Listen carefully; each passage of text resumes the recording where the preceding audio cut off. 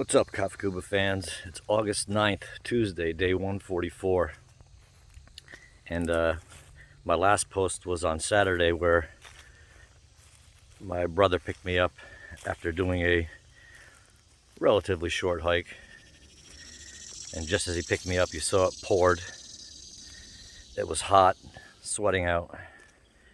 So I've been vortexing here at my brother's for various reasons, using the weather and the heat as an excuse, but also there's big storms coming in today and it's supposed to cool off tomorrow. I was gonna slack pack today. My sister-in-law hooked me up with a smaller bag and I was just gonna carry some waters.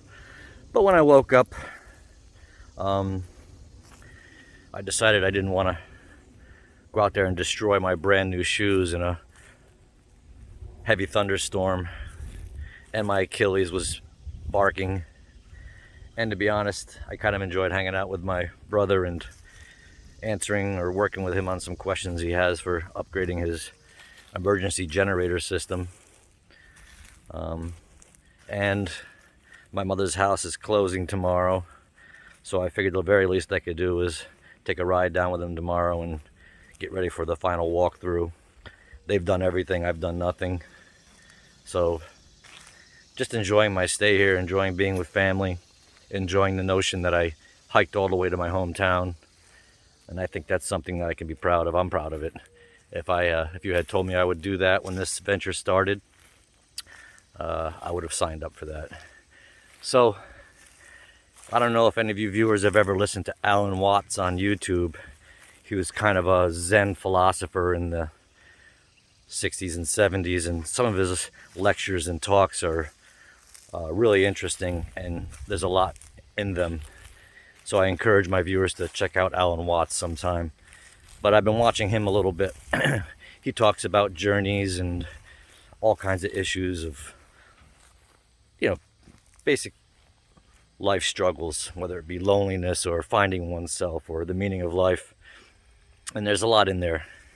I kind of take it with a little bit of a grain of salt because like any philosopher, they can be a bit idealistic and oversimplify things. But if you listen to them, there's some lessons to be learned. And one of the videos I watched last night was how the Zen Buddhists go on journeys in the forest to find themselves and to find peace, and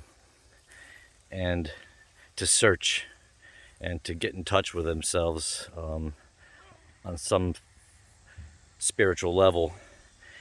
And there was a lot of parallels there with my journey, and it kind of helps answer maybe why I took this on. The number one question on the trail is, why did you do the trail? Well, I never had an answer.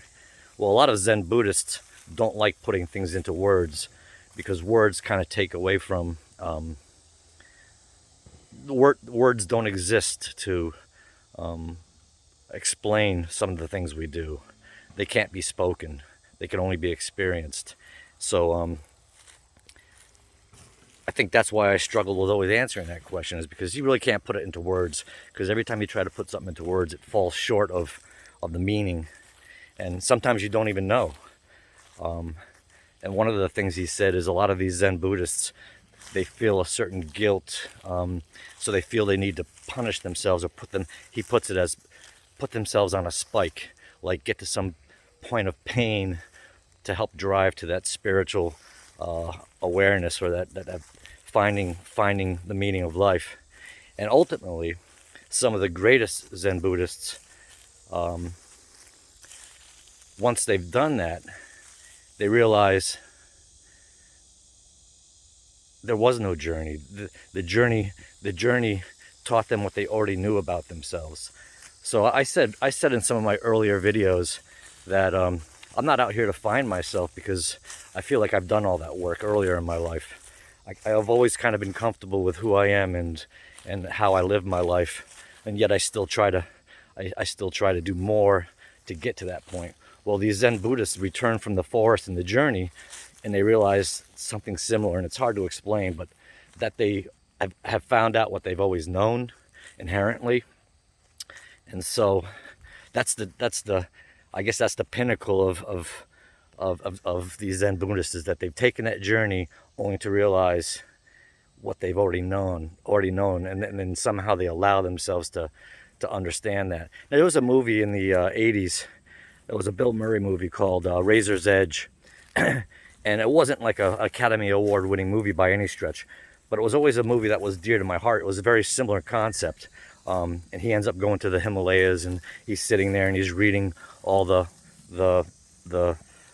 spiritual books on this, and finally he has this awareness that he just closes the book and said, "The search is done." I mean, I realize now that, or he realizes that, a great feeling of comfort came over him. Like, I'm done with the search because I'm there. I know who I am, and I kind of feel that way about the trail. Not to say that not to rationalize that I've copped out, but every step of this trail, I was on that spike, trying to punish myself, trying to figure out why I was out here, what I was trying to find, only to realize I've known it all along. And it's a very comforting feeling. So in that way, I don't feel like I've failed by not getting to Katahdin. I feel like I'm home. And I said that before, and I actually am home now. And I get great comfort in the fact that I'm not going to Katahdin. It doesn't faze me in the least. I don't feel like a failure, although I feel like I've failed certain people because they had an expectation of me. I've come this far without major injury, never had a cough, never been sick, never been dehydrated, even though I'm wringing tons of water out of my shirt on the trail. It's almost as if I took just the right amount of care of myself, and maybe somebody was watching over me as well. But a lot of people are suffering. They're skipping ahead. They're going to Katahdin because they feel they have to be there, and then they'll finish the trip later, and that's great. I mean, everybody has their own journey. But speaking for myself, I've arrived. I think I always was arrived. I had always arriven, and there's going to be some struggles with re-entering atmosphere and re-engaging with work and with family and friends, but what I can't allow is somebody to put a speck on my heart and try to make me feel like I've failed. I won't hear it. It's just, well, I haven't failed, at least in my own mind, and I'm not going to tolerate, not in an angry way, but I'm not going to tolerate anybody saying I didn't finish, because I finished, and I might have finished before I took the first step. I just had to prove a few things to myself and prove that I can get this far, and